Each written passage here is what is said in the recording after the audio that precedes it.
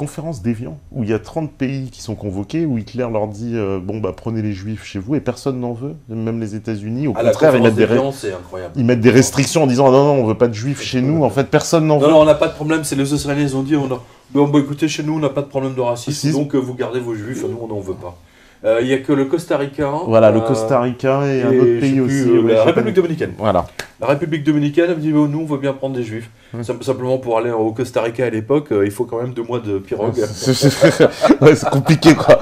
C'est les mecs. Non, mais attends, les mecs, ils se poilaient. Tous ces diplomates se sont marrés comme des fous.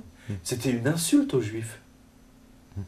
Dans cette conférence, il y avait la jeune Golda Meir. Oui. Qui va devenir Premier ministre, la fameuse Premier ministre israélienne. Et elle n'a même pas eu le droit de s'exprimer. Elle n'a pas eu le droit de s'exprimer. Donc, les plus grands antisémites de l'époque, c'était pas tant Hitler. C'était tous ces représentants de tous ces gouvernements. Hein. Je vous invite à découvrir ça, la conférence d'Évian, parce que là, vous allez apprendre quelque chose. Et là, vous allez voir à quel point ils nous prennent pour des cons, en plus.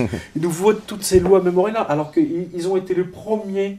Nos gouvernements ont été les premiers à abandonner les Juifs à leur sort. C'est quand même incroyable.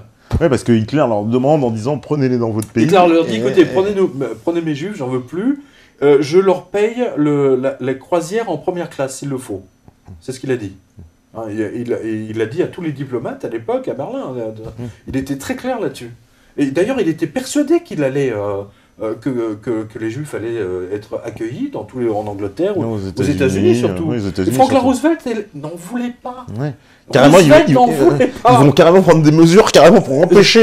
Exactement, ils vont prendre des mesures pour les empêcher de partir. Ouais. Donc, il y a une volonté là. Il y a une volonté. La conférence d'Évian, pour moi, je suis tombé des nues quand j'ai dit c'est quoi ça comment ça se fait que Apocalypse, Hitler, là, les Clark, les Costel, là, tous ceux qui sont... Parce que toutes ces vidéos sont destinées à nous culpabiliser. Ah, bah oui. Ben non. Le gouvernement savait exactement ce qui se passait à Berlin, mais ils les ont abandonnés à leur sort. Je ne sais plus où j'en parle d'ailleurs. C'était... je crois que c'est là. Ah oui, c'est là. La conférence des lâches. J'appelle ça la conférence des lâches.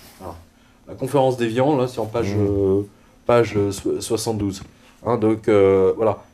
Donc, voilà une réunion que tous les diplomates aimeraient bien oublier aujourd'hui. Écoutez bien.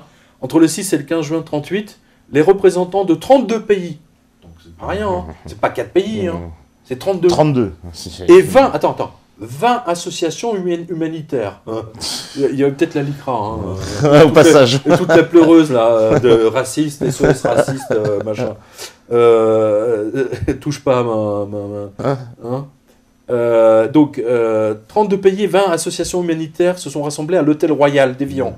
Alors, je ne sais pas si vous connaissez l'hôtel Royal, c'est un hôtel 5 étoiles en face du lac Léman. Oui. Donc, déjà, les mecs, ils étaient bien installés. C'était de la farniente, c'était tous les soirs. En plus, à l'époque, il y avait les bordels. Donc, tous les soirs, les mecs, les diplomates, ils étaient dans les bordels d'Évian. Enfin bon, passons les détails. Et alors, ils se sont réunis donc du 6 au 15 juin, hein, donc quasiment 10 jours, pour discuter. Donc, les mecs, 10 jours, hein. 10 jours de discussion sur le sort des Juifs en Allemagne. 10 jours. Je veux dire, ce genre de décision, ça prend 1 heure. Non, les mecs, ils sont... on va se prendre 10 jours de vacances, on va discuter des Juifs. Et à la fin... Non, mais écoutez. Alors, attends. Cette extraordinaire réunion internationale a également été couverte par quelques 150 journalistes de ces mêmes pays. Donc, c'était pas en catimini. Hein. C'était bien préparé. Il fallait trouver une solution pour le nombre croissant de réfugiés venant d'Allemagne qui demandaient des papiers pour aller principalement en France, Angleterre et surtout aux États-Unis. Ce fut d'ailleurs Franklin Roosevelt qui organisa et finança cette réunion.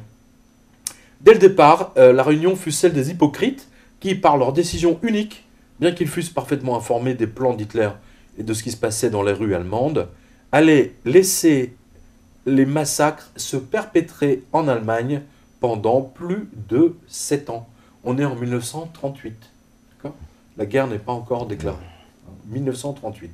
Pourtant, Hitler avait précisé qu'il laisserait tout le monde partir, y compris sur des bateaux de croisière grand luxe. Hein, donc Costa Croisière, là. si les autres pays les prenaient en compte. Voilà. Non, mais ça, il a été très net là-dessus. Alors que les Allemands voulaient vraiment se débarrasser de leurs citoyens juifs, au bout de 10 jours de conférences, de discussions, de tables rondes et autres réunions stériles dont seuls les diplomates ont le secret, il en ressortit dans leur conclusion finale qu'aucun pays n'acceptera d'accueillir plus de juifs fuyant la répression nazie. Waouh.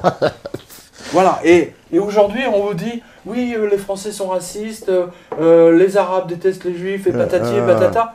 Et là, qu'est-ce qui s'est passé ce jour-là? Pendant 10 jours, les mecs, ils se sont astiqués les quéquettes uniquement soit sous prétexte de parler des Juifs, alors qu'ils n'en avaient rien à cirer. Ils savaient pertinemment la décision.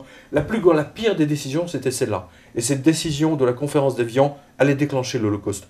Parce que du coup, Hitler se dit, ils en veulent pas. Personne n'en veut, donc... Personne n'en veut, je vais les éliminer. Voilà. Je vais m'en débarrasser l'Europe, puisque personne n'en veut.